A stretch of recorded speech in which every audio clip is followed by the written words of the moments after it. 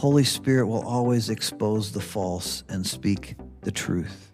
Again, false teaching is about money first and whatever else is. In these verses, Demetrius, he was a demagogue. He was a leader who makes use of popular prejudice claims and promises in order to gain power. He had a lot of power in Ephesus. Now remember, Diana was a false god.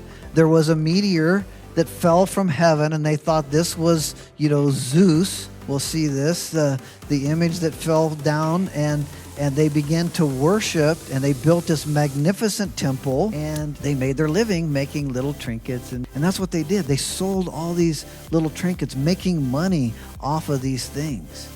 Probably even some backyard little canopies and stuff where they would go in and bow down and worship. He made a lot of money selling shrines. And knowing that the conversion of people to the way of Christ was hurting his profit, he got all of his fellow craftsmen together. Hey guys, we got to stop the losses here. And notice his first priority was the prophets. He says in verse 25, men, our prosperity is at risk here. And in verse 27, he says, so not only is this trade of ours in danger, but also the temple. And also the temple in Diana. It was money first. It was the money, then the reputation of their God in the temple. See, false religion is always about that. Religion is profitable, but not for godliness.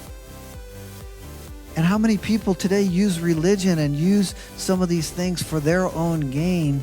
You see, it was through the gospel preached and the power of the Holy Spirit that lives were changed.